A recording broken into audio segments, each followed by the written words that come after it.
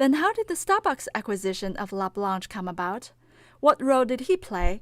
And what did it mean to his job? So I was in the board of La Boulange and I was a shareholder of the company. So I was involved from the beginning. In December 2012, we received a call from the head of global strategy who says, "Hey guys, I want to meet with you." So I go with Pascal and we go to take breakfast with her in one of our bakeries. And the day before, we started thinking, well, why do they want to meet with us? And so we start doing a little bit of research, see the strategies that they were disclosing to the market as a public company about increasing revenues and foot traffic and tickets within their store. Owning the brands that Starbucks distributes in own stores, and also leveraging the brands that they own to distribute them in channels where Starbucks has strong partnerships, like Kroger, Safeway, and all type of retailers. And thinking about our assets, we were really right on every single of those three buckets.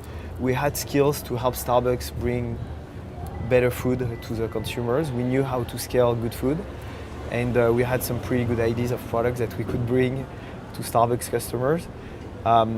We believed that we had a strong brand with a really strong identity that could complement very well the Starbucks brand. We came to that meeting with a few notes about that, and we listened a lot. And after 5 minutes, we looked at each other. She was telling us exactly what we had laid down, and the fit between both companies were very clear. So the process started. We had a month later dinner with Howard Schultz at Pascal's house. He came and we had the most amazing dinner.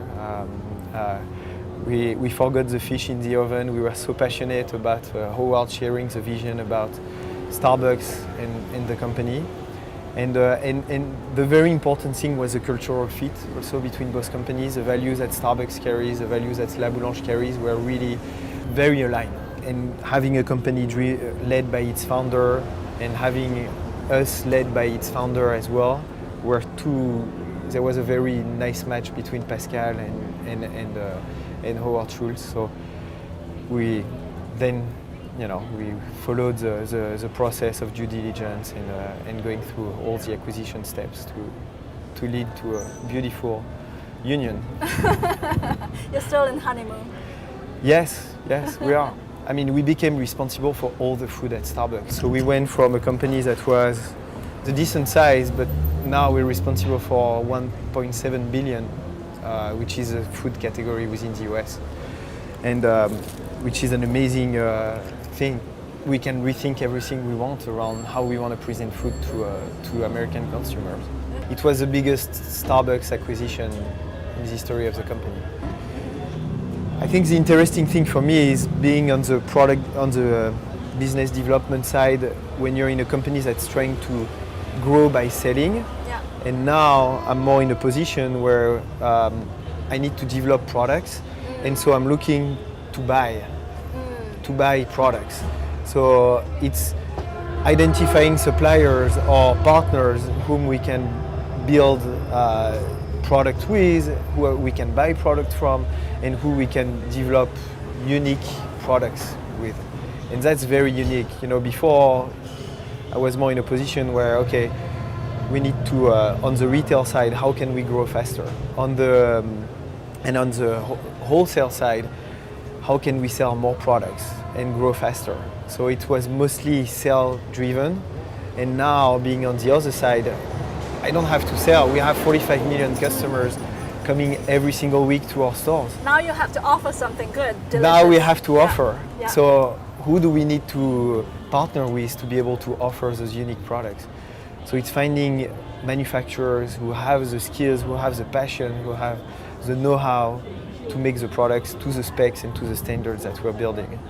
It requires a lot of time and education and a lot of search, for us. Where are the small gold mine manufacturers who have built manufacturing capabilities that they might not even know could make outstanding products? Mm-hmm, mm-hmm. Is there anything that you don't enjoy that comes with business development? Not much, actually. There's not much, and again, that's why I think it's about the nature of the person as well. I think when you are on the sales side, there's definitely some pieces that can be a little bit more cumbersome because it's also about seduction. You know, there's a lot of when you're trying to close a deal, there's definitely there's a dating period, there's a honeymoon period, and all that sometimes can be a little bit heavy. You know, sometimes you don't want to date too much. You'd like to close the deal faster. So, you know, there's some the seduction phase can be sometimes a little bit cumbersome, you know, because The courtship phase. exactly. But you know, on the other side, I think it's also critical when you do business development to build trusting relationships and you know, you have to feel that the partner you're engaging in a relationship with is someone trustworthy that's going to be able to deliver what he's telling you that he's going to deliver. So it's super important to build the relationship in a fairly deep way to really make sure that you can trust the partners that you're building a relationship with. The Starbucks deal has been a sweet one, but Nicolas' business development journey hadn't been all smooth. Oh, there's been many turning points. I mean, you know, when I started the business Freehal, nobody knew me, nobody knew the company I was representing, nobody expects you in that country, or you know, in general, nobody expects you. So when you start something or build something, you have to convince. And so I was alone here by myself, fairly backed by a good company, but you need to drive business for someone to support you. And you know, at some point it was really hard, and we started with a client who got super excited. We brought huge amount of inventory here with the promise that it would be a super successful program, and it completely failed. Distribution was terrible, people were not buying the products, and we were sitting with huge amount of inventory, and you're there, what am I gonna do?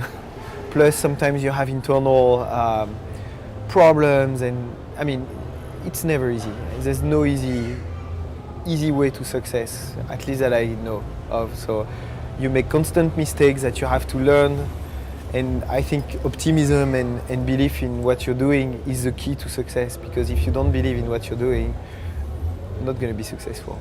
At this point, I wondered whether Nicolas sees his path a unique one, particular to his industry. He doesn't think so, at least not among Stanford GSBers. In the school, I think there's many entrepreneurs who find opportunities and who navigate and who jump from one job to another and to a bigger opportunity every single day. So I think in a way that's a little bit what I've been doing. You know, after school I saw an opportunity bringing a French company to market, and after I had a mentor at Stanford Business School whom we were sharing the same passion for consumer goods, and we started a search fund together before I joined La Boulanage. And you know, the connection with La Boulanage came from someone at Stanford. So it's all about the network, the things that you seek for, the passion that you share with people that creates new opportunities, which I think is a trait of people usually doing business development. And so in a way that creates paths that are quite similar, even if in different industries. So far, what has been guiding your career decisions, your directions, and what will be your guidance going forward? It's been two things. It's been the feel for the opportunity, but it's the second thing that we didn't talk about that's key to me is the team and who you're gonna join. And in every career decision that I've made, it was very much driven by people and by the leaders that I was joining. So joining La Boulange was a no-brainer because Pascal had such an amazing personality, such a charismatic leader with a personality that I had never seen in business, and you know, that's part of what made me make the move. And right now, I think we're in a company with a leader that's unbelievably charismatic, that has a great vision of social capitalism, and it translates into every layer of the organization. So to me, having the values that I believe in embedded in a company led by someone I respect dearly is something that matters a lot as well. On the last few bites of my almond croissant, I asked Nicolas what he's the most proud of so far. His answer completely surprised me. I have 4 kids, so I'm pretty proud of that. Congratulations, that's great. Thank you. You've been very productive. Very boy, girl, 5, 3, and we had twins for the third. So I think we're done now. 2 girls. Wonderful. I think being able to balance, my personal life with work is something that I'm proud of, because it's super important to be able to have both. So. Fantastic. Very nice chatting with you.